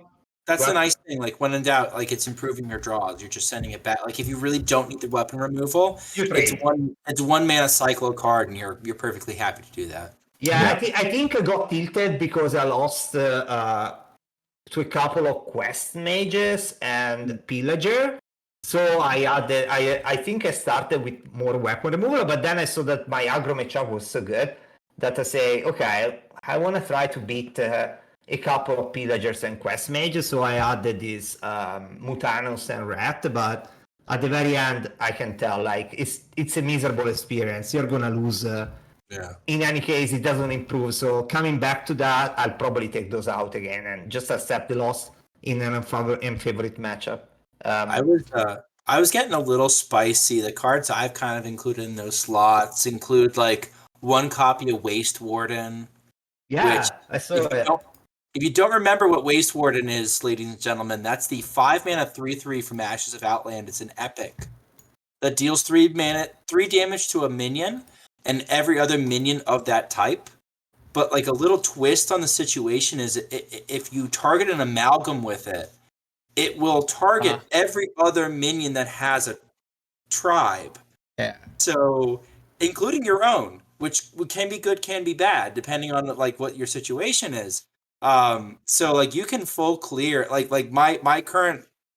I joke around on Twitter. My drug right now is waste warding clears, because like you target an amalgam and you're taking out. Some of these bot lists include like the 3/2 elemental that prints a wind chill, and the cage match custodian, and also it deals 3 damage, so it clears the eel, and also it clears all the totems. Like it's like when you target an amalgam, it just like kind of pops off and goes nuts. And but That's aggro's awesome. very tribal right now. Yeah. So it works on pirate rogues too. It works on like if you see the occasional mech deck. And one of them right? deals 3. So It works on Marlocks. yeah, it works on Murlocs. So like if you're And Freeze the Shaman, it's full of Marlocks, and they pop out those crazy boards. So it's like, all right, let me simplify this board a little bit. And so like I think I ended up with a 1 of in the list I'm currently running. But also the other kind of spicy card I included, instead of Mutanus, I put in Cornelius Rome. And the reason why I put him in extra draw. Yeah, just the extra draw, and like yeah. And it forces you to answer him. And I've had people concede to Cornelius Rome just because it's like, okay, this is a Lunith on a stick, but I can't deal with the stick. Can I beat a Lunith? No. Okay, bye. And like you're only drawing answers, right? Like your deck is basically built around answers and with a little bit of value tied in. And it doesn't take much to finally dig down to find Bran Astalor, and then you're just completely flipping a matchup and it's over. Or you're finding Bran Mograine and you're completely flipping a matchup and it's over. Yeah, or Bran Alexandros and just killing them. Exactly. Or Bran Mograine and like GG's, you got your fireball every turn. And so well, it can be even worse. I played the game. I played the 3 Alexandros, 2, and that's amazing. I haven't done that yet. And one with Bran and 2 without. So that was 12 damage. and that's how I beat the Mill Druid, by the way. That's amazing. You want to beat me by milling me? I'm gonna beat you by making you 12 damage a turn. Let's see who is faster. Pyroblast. Let's see who is faster in killing you. It's fantastic. I mean, that's all because of the comp. You can gain these like cards with your 2 mana guy, right? The Hematurge. It gives you this value. Now, talking about spiciness here, I think there are another couple of things I think I was telling you. I think the weapon, also the weapon removal, the weapon draw, and this kind of stuff for aggro. I tried also just today in my other account something more control but fun. I try, but I don't recommend those. It's not gonna work. I added the infuse minion that draws you 3 cards. Okay, sure. Yeah. Yeah, and I added Khatun the Shattered as well. Wow. So I added Khatun the Shattered into this list without. I think I took exactly out Bran, Rat and Mutenos, and I added. And also the Scorpion, and I added Khatun the Shattered, and those 2 guys draw 3 cards. The deck is still great against aggro. Yeah. It's probably less consistent, but having Khatun the Shattered in there is just fun. Like a 40 cards deck, you see these games where people have like they have finished their deck and you still have like 15, 18 cards in your deck. I don't hate it. I really don't.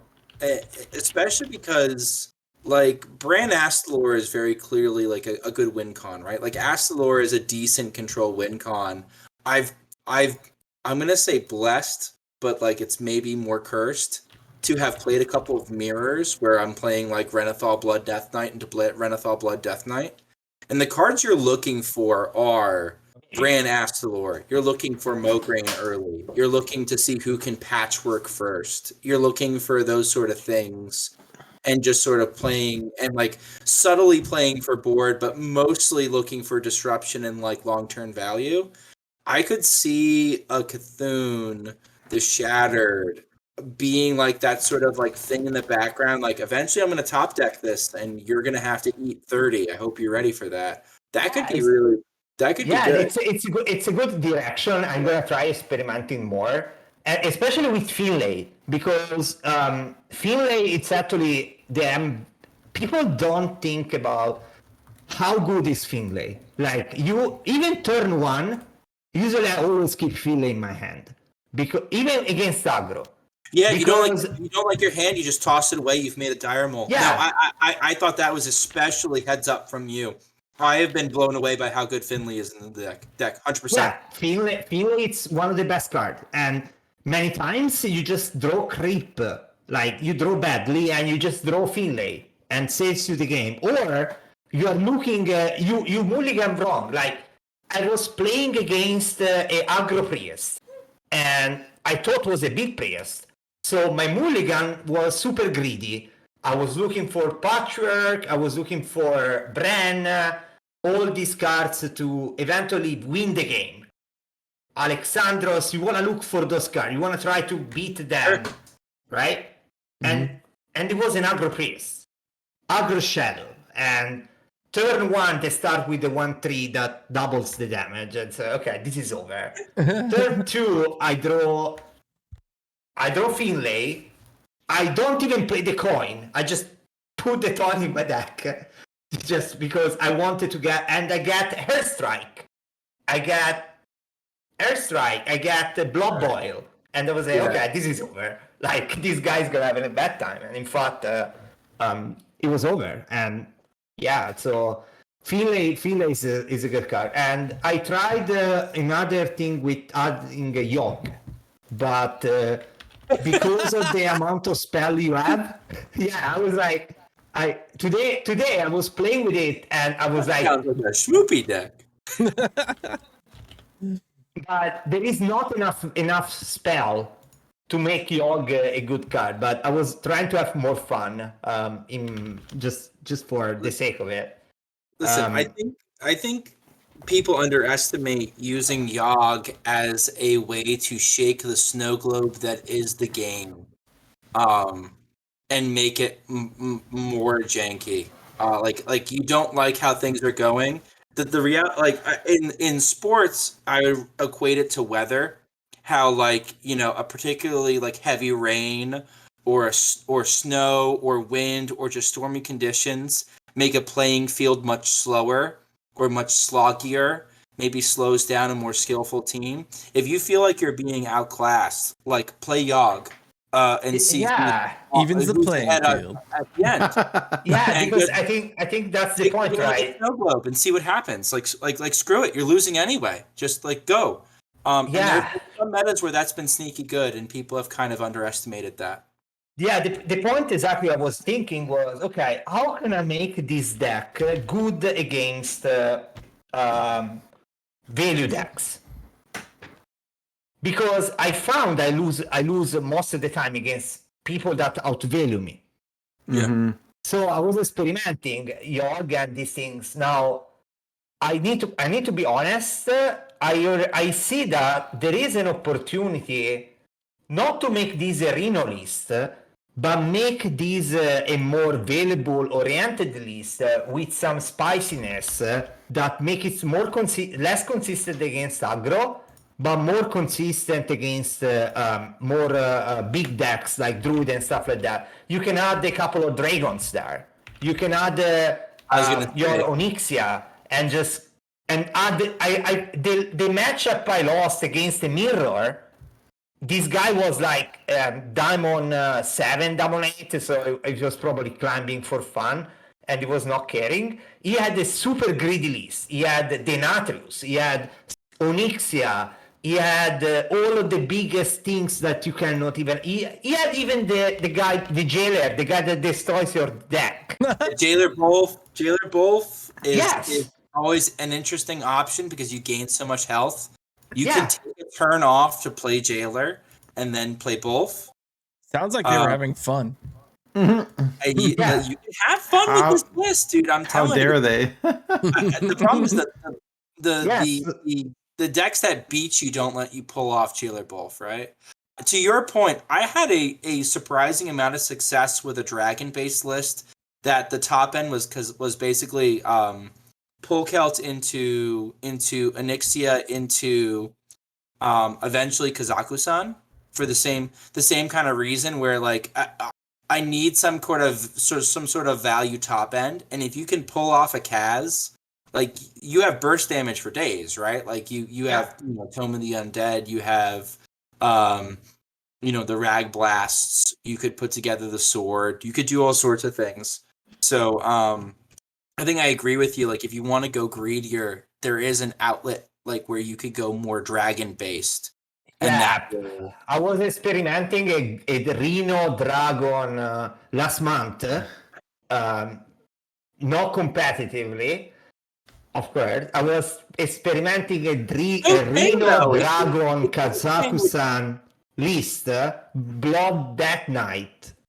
Wow. And it was fun. It's okay. But It's not as bad as you think it would be. It's not as good as it needs to be a thing, right? Like it's like you're gonna have an hard time getting to legend with that. I can tell. 100%. Like, and just I need to be honest to me. The problem that Death Knight has is that there are no dragons. Like, look at the collection and think about, okay, what are the dragons that you will fit into this deck? Yes, if you think about Onyxia, it's great because it has rush, cleans the board, and it's a lot of body. Now, yes, you can put the Alex, whatever, the one that creates other two dragon if you have no duplicates. Sure, Yes, of course. DQ. Yeah, but do you want to bring the opponent out to 15? Maybe, but I don't know. It's healing 15 a good thing? Yes and no. I mean, sometimes can be a dead card. Imagine mulligan into that. It's like doesn't do nothing and it's terrible. It's very situational. Healing 8 or dealing 8 to the opponent's face, it's only good in Druid because you can cheese out mana. I don't Were think you running Polkelt in that list? Yes, I think I was actually thinking about running Polket also in this list. Because I was thinking like Polkelt into Onyxia into DQA. Now your Kazakhstan is always online, and that's your next draw. You play that, you're good to go as far as like any setup is concerned. Like, but that's talking about like you have to kind of like dragons. The good dragons tend to be very expensive, and you're cutting down on the value you can run in that in order to get your Kaz online, using your Polkelt, getting to 10 mana, so on and so forth. So like I'm feeling the pain. I'm feeling the pain. and again, you don't do mana cheating, right? Yeah. Like mage can play the 7 mana spell. Like you can play the and cheat all of the mana you want. Druid can do the same. You can cheat a lot. Cheat in Blood and Death Knight in general is the corpses, right? Like that's your mana cheat. Like that's a resource nobody else has access to. Which is why I was almost thinking like in this kind of list, like if you were in a cut Mutanus, do you ever run Theo? Because you can give your opponent like a corpse explosion when you don't need it. And they can't play it. It doesn't give them any value because they don't have any corpses. True. It's literal trash to them. So like that's almost like if you still wanted to go with the let's say hand manipulation or hand disruption, but go 1 mana cheaper. I was thinking about that too. Yeah, I don't know. Tutor can be also a good thing. And if you think about, there is no Lotab in this list, Yeah. and that's why, because again, which spell you want to take out of aggro? Maybe just Priest. Aggro Priest is the only one I would be scared. I don't care about. I have 40. I'm 40-0 against the Pirate Rogue, by the way. 40-0 with this Wow. list. 40-0. I haven't lost a game against the Pirate Rogue. Nice. I don't think it's possible to lose a game. Like I had even like turn 1, 3-1, 2-2, 2-2, attacking turn 3, turn 2, and pulling out a 3-3 out of their hands and going to turn 3 weapon, and then turn 5 going into a secret passage and blah blah blah, and still winning. Like, you cannot lose to Pirate Rogue. Impossible. Yeah, it's not impossible. They can get you with a smite scam, but bots are not that smart. Well, Right? Like, you drop your first no muncher and it's done. a guy was trying to actually, I think was climbing, was almost legend, and it was not a bot. He had this card in his hand from turn 1, and I say, oh, this is definitely smite, and I cheesed it out. Like, I put a taunt. I put the taunt and played the rat too. I pulled the smite out of his hand, and my taunt attacked it. It was so nice. Beautiful. I mean, that's amazing, right? Like, Patchwork too in that matchup. Like, Yeah. Patchwork's coming down on 7 on curve in order to snipe the smite that they have sitting in their hand that they don't want to play, that they want to build up, right? So, like, you can kind of get there. I have lost into Pirate Rogue, but I think Pirate Rogue is a much better matchup than, let's say, Even Shaman. Just because Even Shaman can get there. Even Shaman can build up a board turn 4 before you can get your Blood Boil down or your Corpse Explosion, deal with it, right? Yeah. Like, they can still do that. That's how good that deck is right now. Yeah, but I think, yeah, again, coming back to the point, I don't know how we can make this deck more competitive against anything that is not aggro. I'm still thinking through. I feel like you're going to start to lose a lot of percentage against the aggro matchup, and you're trying to win some games that are always unfavored. So why not just lean into the skid, make it as polarized as possible, go for it. it's a very polarizing deck, exactly. That's what I feel like. And I don't know how good it is, into getting into the iLegend tier. I don't think it will. Well, it looks really fun, and I think that, like you said, I played a bunch of it. I was telling these guys I played a bunch of it and lost with it last night, but I was playing it into Big Priest and playing it into control matchups. But You when were doomed. Pretty much, but when I would hit an aggro matchup, it was like an instant win. And so I think you have to kind of read your meta, or your pocket meta, or whatever you want to call it. And if you're seeing a bunch of aggro, this is great.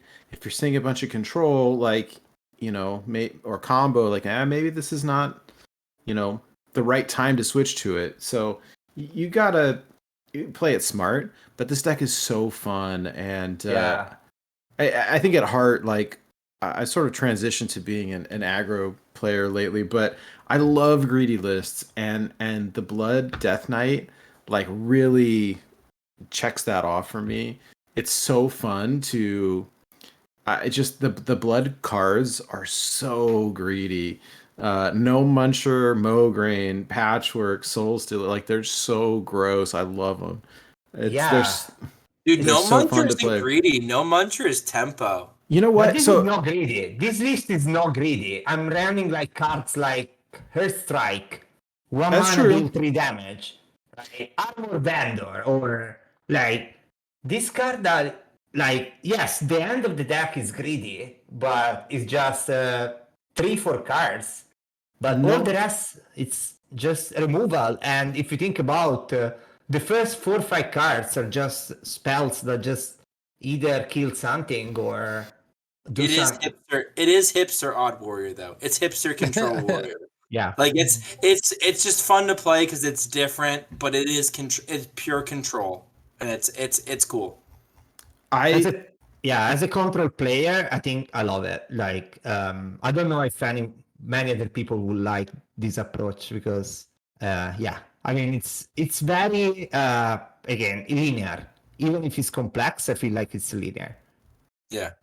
It made me want to try. I saw a list. It was in our Discord over the past week of an even unholy Death Knight, but instead of all green, it was 2 green, 1 red, and it was running the Gnome Munchers of all things because they're so good. They are, and so it makes me want to try it. I think that Guys, I have an idea that it might be worth to try out. If you want to make also even this build a little bit more aggressive, you can still go for blood, and blood has a lot of hand buff. Yeah. So Yeah. if you can buff your gnome and go for Born Clean, and you have your gnome, right? You put down this gnome, and maybe you put this your end of turn Losing you a little bit, RobotKiller. Sorry, we lost you a little bit, but can you hear me?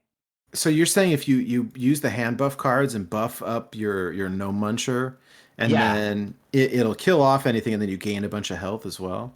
No, yes, but the thing is, if the opponent's board is clean, it goes face. Right. yeah. So you can end buff that, drop it, with the card that doubles the end of turn effect. Nice. Oh. Okay. Oh, wow. Okay. You get a very spicy 12 or 15 damage in the face because you have the tool for removal and cleaning and keep the boards clean, right? So it's a different approach. You can just go and buff, and your plan is going to be to buff your Muncher to the point that when they go face, they really go face hard in the opponent's face. And you can use even like the Invincible and cards like that because they're undead. And you can buff those undead further. So you can really make some very nasty into the face of the opponent with that. There's a deck list that made the rounds that Neon retweeted that Gordo Pito 69, who I have one-sided beef with, because he BM'd me once with Painlock, and I've never forgiven him.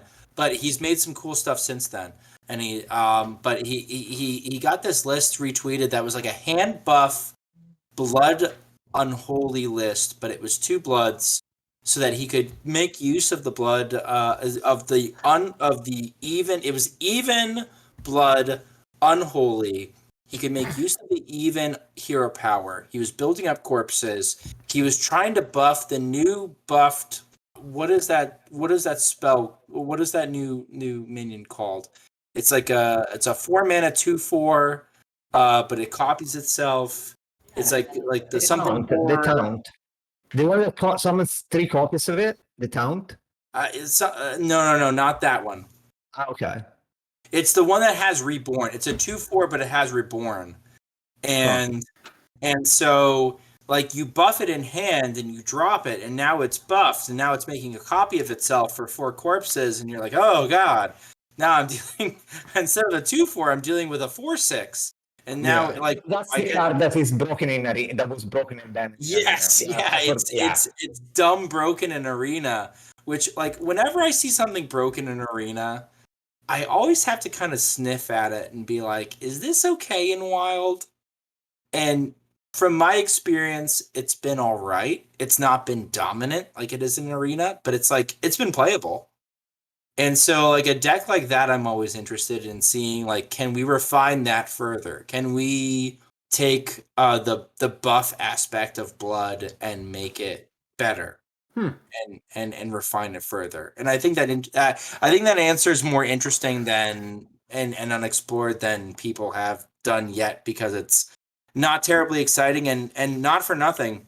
like Yep. hand buff paladin was so exciting and so successful because like the draw was so good, right? Like there's so much redundant draw inside of hand buff paladin to make hand buff paladin functional. It's not now because the meta is so much faster. It doesn't let it get going, but you don't have that with Death Knight, where especially Blood Death Knight, where draw is a little bit more of a premium. So I don't know. Yeah. Well, and I think we will have an a mini set right around the corner, and it'll be interesting to see how they continue to explore this archetype because blood is part control and part hand buff, and so we may see more of those tools. And if we wanted to, sway the deck in one direction or another, I think that there's a lot of potential here, especially when you start mixing the runes where early on everyone was like it's pure one way or the other, and then we started seeing these like mix and match, and it's very interesting. Do you guys feel like that even Reno and Oli that night is feasible? Not really. I don't know. I'd have to try to I build think the it. hero power is so strong. I think even is always going to be good. Yeah. Even Reno is a stretch, but I think that Because Zephyr with that board is nasty. Well, I mean that's the thing. I've played a fair amount of like a Reno Frost Death Knight, and it's not bad. It feels like aggro Reno Mage with like unfortunately your two best cards are Reno and Zeph, so like you're kind of like piecing it together from there. But it feels closer than it probably has a right to be. I don't know. It's that's interesting. It's an interesting thought. I think that the hero power itself, even though, is going to be powerful because like a 1 mana make a corpse with all those uses for corpses is going to be strong. Yep. That's why I'm stoked for the mini set and sets to come, so we can have more tools to play with if we are going to build Reno decks, with the new class, because we just don't have a lot of cards yet, right? So it's always I'm super excited to see what they have in the mini set. Yeah, Triple Blood, though, I don't think it's a Reno build. I just need to be honest. I feel like Triple Blood is not suited very well for Reno. This is how I feel like. Because you really want to have 2 copies of your Vampiric Blood.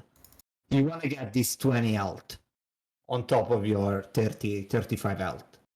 And you need that. So maybe you keep 2 copies of few cards. I think there was a standard list too that had copies and also was running Reno and was kind of competitive.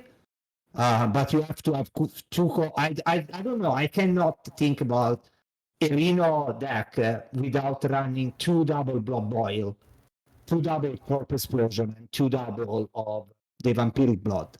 Yeah, those cards are just too good. Yeah. You cannot go into aggro without playing those cards, and the deck is gonna be inconsistent. Like you are trying to put Reno, and what other cards you are gonna feed in for the one you are taking, for the duplicates that you are taking out? That's the question that I think when you build a deck, you have to ask yourself, like, okay, I am taking out all of these duplicates. What I'm trying to target into this matchup, and so on. Well, this looks like a lot of fun and looks great in that, Diamond 5 to Legend sort of area where everyone's just jamming all the aggro. It's probably the best place to use it.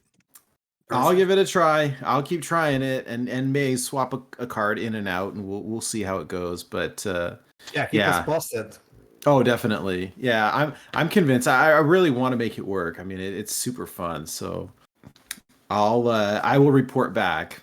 All right. So if that's it, I do have a random unrelated advice question to add here. Well, okay, insert buffer. Wait, hold on 1 second. Before we do that, let me give a big shout out and a big thank you to RobotKiller for coming on the show tonight. It was kind of last minute, and I'm really excited that you had the time and Thank that you were you. able to. It's really great talking to you, and I appreciate hearing all of your thoughts on the deck and figuring out kind of how to play it better and what how the matchups work, what cards you would swap out, and that sort of thing. And had a great time. So thank you so much for coming on. And before we sort of wrap up the show, I wanted to see if you had any shout outs that you wanted to give, or any, if you wanted to share any social media or anything like that, so people could interact with you. This would be a good time to do that. Oh yeah, I mean, you can follow me on Twitter. I'm not very active, honestly. Just I play Hearthstone, but I don't post very frequently. This month I was just having a little bit more fun, and it was a special occasion. But yeah, I think feel free to follow me. Maybe I'll try to post more frequently, especially if there is anything that works very well or I found anything interesting. And other than that, I'll see you in the game. Is that very cool at RobotKiller_HS? Yeah, is that? Yep. Perfect. Thank you so much. And all right. You said you had unrelated advice. It's related, but it's unrelated advice. I'm petitioning for this episode to be called "There Will Be Blood," and so I want to know what is the best way that you guys think there is to order a milkshake. Favorite milkshake? Go. Oh gosh. Drink it top. All right. The favorite milkshake is from Ruby's. It's the chocolate and cherry, chocolate with the black cherry. It's from Ruby's. There you go. That's mine. The way that sheep anyway I order my milkshake, it brings all the boys to the yard. There you go. Oh. And now that's in my head. Yep, unlucky. Oh.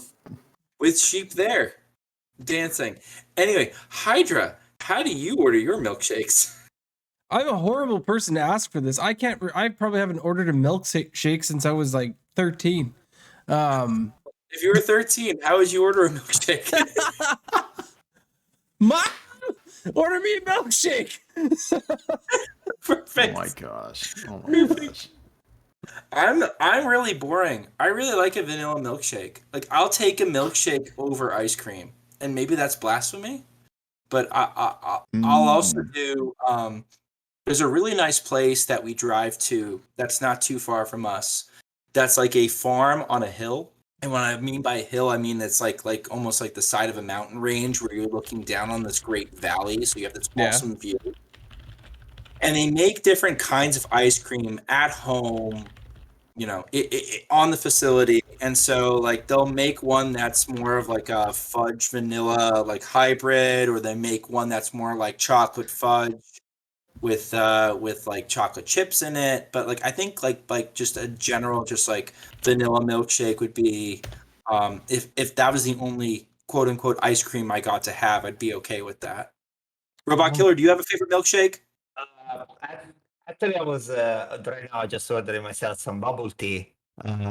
But going into the milkshake thing, I will add, in honor of this triple blood, I will put something red into it. So probably I will put some either strawberries or anything fruity, maybe some pomegranate or something like red, because you want to honor and Scooby to your triple blood legend here, right?